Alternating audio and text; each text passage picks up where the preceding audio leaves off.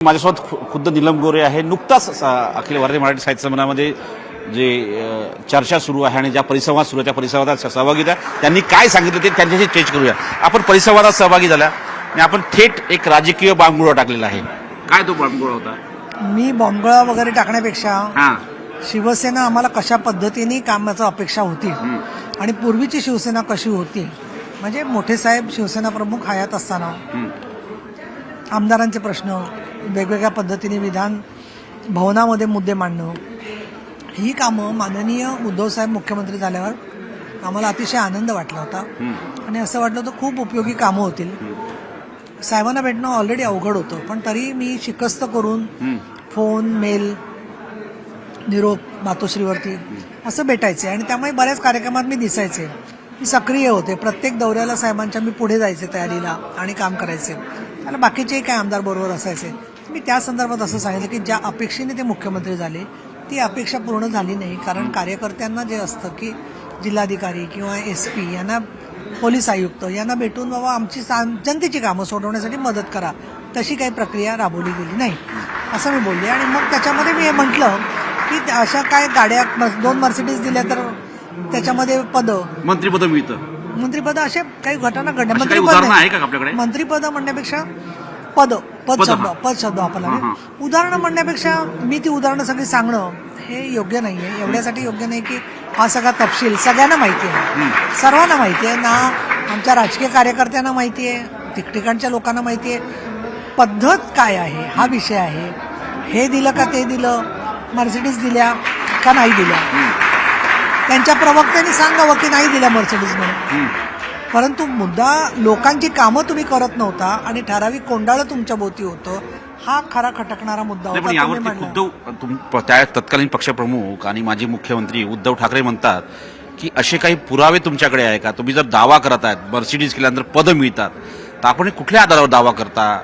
आणि असे जर पुरावे असेल तर सार्वजनिक का नाही केले? त्यांनी खुलं आव्हान दिले तुम्हाला. मुळात पुरावा ते बोलतायत ना, त्यांनी हे सांगावं की मी 2 मर्सिडीज घेतल्या नाहीत, हे त्यांनी सांगावं त्याच्याबद्दल. पण त्यांच्याशी सवाल जवाब करण्या एवढं मी स्वतःला मोठं मानत नाही. काय काय घडत होतं, अगदी साधं रामजन्मभूमीला पाठवण्यासाठी एक चांदीची शिला तयार केली होती ज्याच्यावर मोठे साहेब बाळासाहेब ठाकरे यांचा फोटो होता, उद्धव साहेब आदित्य साहेब यांची नावं होती. ती चांदीची शिला त्यांनी स्पर्श करून द्यायची होती आणि ती मी गोविंदगिरी महाराजांकडे अयोध्येला पाठवणार होते. ती मिटिंगला त्यांनी वेळ दिली, पण त्याचा पाठपुरावा करायला मला 20 ते 25 वेळेला पाठपुरावा करायला लागला आणि शेवटी मला तारीख जी मिळाली त्याच्यामध्ये आम्ही 2 ते 3 मिनिटांमध्ये ते कार्यक्रम करून आटपून निघालो आम्ही सगळेजण.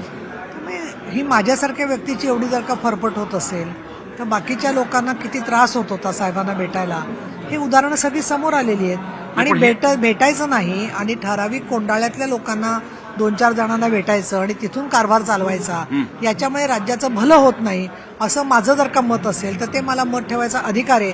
आणि कोणी किती म्हणाला आता याचा पुरावा द्या, तर त्याचा पुरावा सगळे तेव्हाचे मंत्री आमदार यांनी जगासमोर मांडलेला आहे, तर नवीन काय पुरावा द्यायचा आहे? नाही, पण एक अशा प्रकारचं वक्तव्य या निमित्ताने करणे, साहित्य संमेलनात करणे, आज काय गरज पडली, याची आवश्यकता काय होती? कारण की जर बघितलं तर 2.5 वर्षाचा कालावधी आटपून गेलेला आहे, या सगळ्या घटना घडलेल्या आहेत.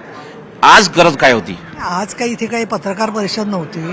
आपण आज सहज चर्चा आणखीन सगळं आठवणी करत होता आणि परिसंवादामध्ये बोलत असताना आम्ही कसे घडलो त्याच्यामध्ये जेव्हा प्रश्न विचारला गेला किंवा तुम्हाला काय त्रास झाला किंवा कशा पद्धतीच्या अनुभवांना तुम्ही सामोरं गेलात आणि तुम्ही मग कशा शिवसेनेतून एकदम शिंद्यांच्या शिवसेनेत गेला, त्याच्या ओघामध्ये ते झालेला मुद्दा आहे.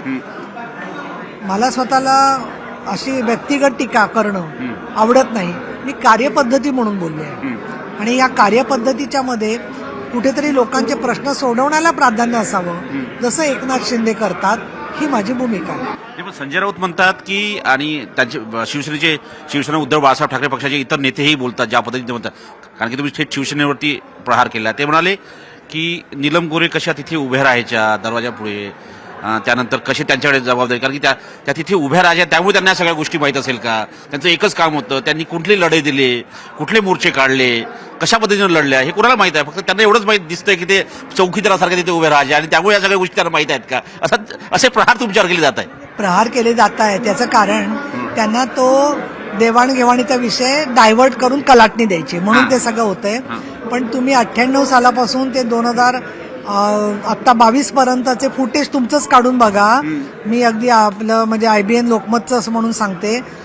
अहो दर दिवशी कुठे कुठे जनतेच्यासाठी मी गेले त्याची माहिती सामना वृत्तपत्रातून काढली तरी ते जवळजवळ 1000 पानं होतील आणि त्याची सगळी माहिती सुद्धा आम्ही वेळोवेळी त्यांना दिलेली होती. आणि ते दुवा देणारे लोक मातोश्रीवरती घेऊन येत होतो की आमचे प्रश्न सुटले म्हणून. त्याच्यामुळे असं जे बोलणारे लोक आहेत त्यांना बिनबुडाचे पोकळ असे काहीतरी निराधार आरोप करून लक्ष वळवायचं हे खरं आहे. दुसरं त्यांना हे माहिती आहे की मी ते स्थान जे मिळवलं होतं ते स्थान कुठल्या पैशांनी मिळवलं नव्हतं तर ते माझ्या कामातून मिळालेलं स्थान होतं.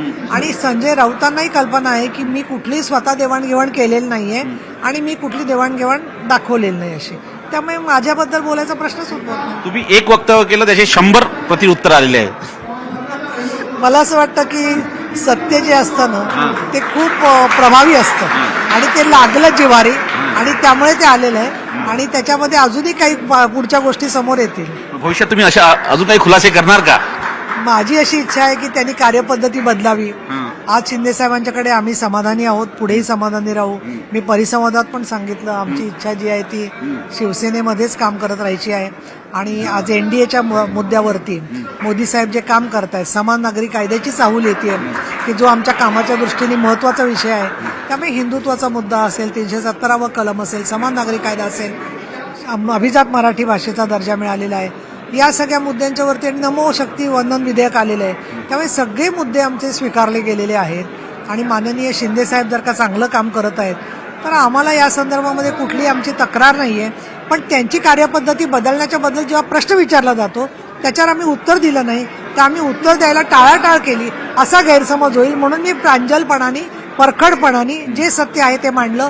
ते सत्य तुमचे जे पत्रकार आहेत मुंबईतले, तुमचे जे ओळखीचे बाकीचे लोक आहेत, शिवसैनिक आहेत, आज ज्यांनी सोडलेलं आहे ते शिवसैनिक असतील, जे शिवसेनेत आहेत पण ऑफ द रेकॉर्ड बोलत असतील ते खरं आहे हेच तुम्हाला सांगते. नाही पण मुद्दा असा आहे की आज तुम्ही एकनाथ शिंदेसोबत आहेत. शिवसेना एकनाथ शिंदे यांच्या नेतृत्वात काम करते. तुम्ही बाळासाहेबांसोबत काम केलं, उद्धव साहेबांसोबत काम केलं. पण या सगळ्यामध्ये आज तुम्ही पक्ष बदलला म्हणून हे वक्तव्य देता. ज्यावेळेस तुम्ही शिवसेनेत होता त्यावेळेस या संदर्भात कुठलाही खुलासा केला नाही, आपण कुठलंही वक्तव्य दिलं का? मी सांगितलेलं होतं 6 सप्टेंबरला जेव्हा महासाहेबांचा स्मृतिदिन, महासाहेबांच्यासाठी आम्ही आदरांजली द्यायला शिवतीर्थावरती जमलो होतो तर त्यावेळेला सुद्धा मी सांगितलं होतं. तर स्पष्ट बोलते तुम्हाला, नाशिकची महिला आघाडीचा मी व्हिडिओ पाहिला होता आणि नाशिकच्या महिला आघाडीने सांगितलं त्यावेळेच्या उद्धव ठाकरे गटाच्या की आम्हाला त्यांच्या पक्षातले लोक असं बोलले, मी त्याच पक्षात होते, की तुमचे हात मातोश्रीवर पोचले असतील तरी तुमच्या तांगड्या आमच्या हातात आहेत. हे भाष्य त्यामधल्या लोकांनी केलं होतं. हे मी ऐकल्यावरती तिथल्या तिथे ती व्हिडिओ घेतला, पाठवला सगळ्यांना संबंधितांना, माननीय उद्धव साहेबांना, संजय राऊतांना. आता ते म्हणतील आम्हाला तो मिळालाच नाही. आणि मी म्हटलं आपल्याच पक्षाचे पुरुष कार्यकर्ते महिला आघाडीबद्दल हे बोलत असतील तर आपण कुठेतरी कार्यपद्धती बदलली पाहिजे असं मी शेवटी जाहीर बोलले होते. तर त्याच्यावरती सुद्धा कॉमेंट ठराविक शिवसैनिकांच्या की यांना आता जास्त झालेलं आहे.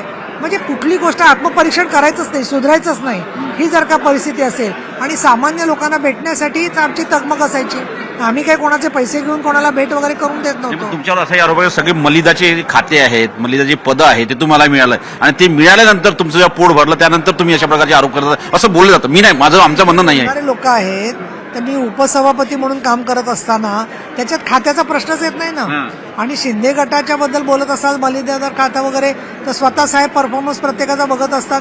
दुसरं तुम्ही वाचलं असेल की देवेंद्रजी फडणवीस RSSनी सगळे OSD स्वतः नेमलेले आहेत. तर तुमचं माध्यमांचं प्रचंड लक्ष आहे, तुमचं तेच काम आहे दिवसभर, कोण काय करतंय, मलाई कुठे दिसतेय का काय. त्यामुळे सगळं मलाई वगैरे काढलेलंच, दूध वगैरे सगळं उपलब्ध आहे. त्यामुळे कुठेही कोणी गैरसमज करू नका. हे जनतेच्यासाठी असलेलंच काम आमचं चालू राहणार. एक शेवटचा प्रश्न करतो आणि पक्ष चिन्ह प्रकरणी न्यायालयाने तत्परता दाखवण्याची गरज होती असं खुद्द उद्धव ठाकरे म्हणतात. कारण की ज्या पद्धतीनं निर्णय आलेले आहेत शिवसेनाच्या संदर्भात केंद्रीय निवडणूक आयोगाने जो निर्णय दिला, एकनाथ शिंदेंना संपूर्ण शिवसेना त्यांच्या ताब्यात दिली, पक्ष चिन्ह त्यांच्या ताब्यात दिलं. पण ज्या सुप्रीम कोर्टात हे सगळ्या गोष्टी गेल्या त्यावर तत्परता दाखवली नाही, अजूनही ती केस पेंडिंग आहे. सर्वोच्च न्यायालय स्वतःच्या पद्धतीने निर्णय घेत असतं काय करायचं ते, आणि त्याच्यामध्ये ते योग्य तो निर्णय देत असतं. त्यामुळे कुठला निर्णय लवकर घ्यायचा कुठला नाही घ्यायचा हा संपूर्ण त्यांचा अखत्यारीतला विषय असतो. पण तरी मी सांगेन तुम्हाला एक विषय कसा आहे बघा, की माननीय राष्ट्रपतींकडे दयेचा अर्ज लोक फाशीची शिक्षा थांबवावी म्हणून करतात. पण तो अर्ज जर का माननीय राष्ट्रपतींनी फेटाळला तर ती फाशी लागू होते. पण आता किती वेळ घ्यायचा हे सर्वोच्च न्यायालय, गृहविभाग आणि राष्ट्रपती ठरवतात. त्यामुळे काही विषय जे असतात ते चर्चा करण्यासारखे नसतात आणि म्हणून मला असं वाटतं की सर्वोच्च न्यायालयाची प्रतीक्षा पाहिली. पण मुळामध्ये लोकांचा जनादेश हा मोठा हे आतापर्यंत कोण म्हणत होतं? हे सगळे आपले नेते म्हणत होते. आता जनादेश मिळाला, विधानसभेमध्ये 61 जागा आल्या, आमच्या 60 जागा आल्या. 56 जागा होत्या ज्या वेळेला शिवसेना स्वतंत्र लढली त्यावेळेला भाजपच्या शिवाय. आज आमच्याकडे 60 जागा आल्या. लोकसभेमध्ये सुद्धा 1 जागेचा फरक आहे फक्त. ते सुद्धा जागा चुकीचे वाटप करणं भाग पडलं शिंदे साहेबांना, त्याच्यामुळे 2-3 जागा गेल्या. मग अशाला जनतेने पण शिक्कामोर्तब केलेलं आहे. त्यामुळे जनतेचा जर का पाठिंबा आहे तर जनादेश मानून आज शिवसेना उद्धवसाहेब ठाकरे गट हा का मान्य करत नाही की हे गद्दार नाही आहेत म्हणून, तरी तेच शब्द परत परत वापरत बसतात. तर मला असं वाटतं ही जनतेशी गद्दारी होत नाही का? मला असं वाटतं की जनादेश मानून लोकशाहीच्या मध्ये ठीक आहे, आज तर आमचं पटलेलं आहे, उद्या जनता काय करते पुढच्या काळात ठरणार आहे. तर त्यांनी कुठे ना कुठे या बाबतीत मन मोठं दाखवलं पाहिजे आणि शिंदे साहेबांचं नेतृत्व मान्य केलं पाहिजे. हे मिंदे वगैरे नावं लावणं बंद केलं पाहिजे असं माझं मत आहे. धन्यवाद. ह्या त्या नीलम गोरे विधान परिषद उपसभापती आहे, शिवसेनेचे नेते आहेत. त्यांनी आपले मत परखडपणे मांडले आहे.